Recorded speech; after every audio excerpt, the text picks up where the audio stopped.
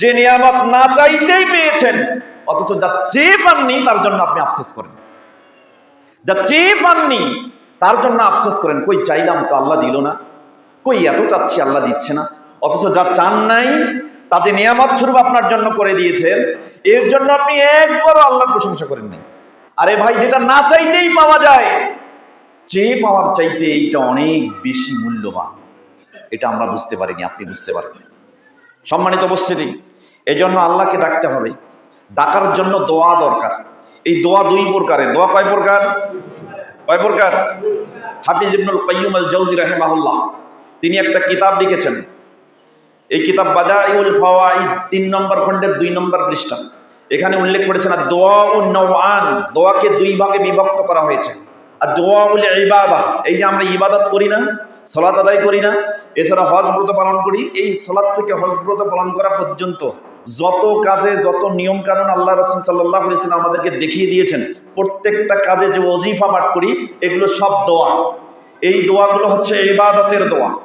আরেকটা দোয়া হচ্ছে কি, তিনি বলছেন দোয়াউল মাসআলা, চাওয়ার জন্য দোয়া। আপনি চান কার কাছে চান? পীর সাহেবের কাছে চান না? বড় মসজিদে বড় খতিব তার কাছে চান না? পীর সাহেব শুয়ে আছে সেখানে চান না? বড় হুজুরের কাছে চান না? মরে গেছে, মরে যাওয়া ব্যক্তির কাছেও চায়। এরাও মানুষ, দাবি করে মুসলিম। চিন্তা করেন, আমরা চাচ্ছি, চাইতে হবে কার কাছে? আল্লাহ সুবহানাহু ওয়া তাআলার কাছে। যত চাওয়ার জন্য দোয়া আছে এগুলোকে বলা হয় দোয়াউল মাসআলা, চাওয়ার জন্য দোয়া। এই দুই ভাগে বিভক্ত। এর মধ্যে সবগুলোকেই আবার আল্লাহ সুবহানাহু ওয়া তাআলা নবী মুহাম্মদ রাসূলুল্লাহ সাল্লাল্লাহু আলাইহি সাল্লামের মাধ্যমে আরো ক্লাসিফিকেশন করেছেন। এর মধ্যে একটা হলো যিকর, স্মরণ করা। আপনি বিপদে স্মরণ করবেন কাকে? সুখে স্মরণ করবেন কাকে? এমনি স্বাভাবিক অবস্থায় স্মরণ করবেন কাকে? হাঁটতে স্মরণ করবেন কাকে? চলতে স্মরণ করবেন কাকে? ঘুমাতে স্মরণ করবেন কাকে? ঘুম থেকে উঠে স্মরণ করবেন কাকে? হঠাৎ রাতের বেলা ভয় পেয়েছেন, স্বপ্ন দেখেছেন, দুঃস্বপ্ন দেখেছেন, ঘুম ভেঙে গেছে, কাকে স্মরণ করবেন? নিজের বাপকে ডাকে, মাকে ডাকে, আমি শেষ।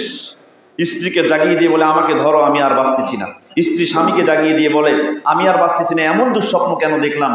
একবারও তো স্মরণ করলেন না আল্লাহ সুবহানাহু ওয়া তাআলাকে। যে আল্লাহ আপনাকে ঘুমের মধ্যে মৃত্যু অবস্থায় রাখার পরেও জীবিত করেছেন, স্মরণ করা উচিত কাকে? আপনি ঘুমিয়ে গেছেন, আপনার মতো শত শত মানুষ, হাজার হাজার মানুষ রাত্রেবেলা ঘুমিয়েছে, সকাল আর দেখেনি। এরকম দেখেছেন আপনারা? কত যুবককে আমি দেখেছি রাত্রে ঘুমিয়েছে, সকালবেলা আর দিন দেখতে পারেনি, সকাল দেখতে পারেনি। এই অবস্থায় আমাদেরকে ফেলতে পারেন কিনা আল্লাহ? পারেন। তাহলে ওই আল্লাহকে সর্ব অবস্থায় সর্বক্ষণ প্রত্যেকটা মুহূর্তে স্মরণ করার প্রয়োজন আছে না নাই?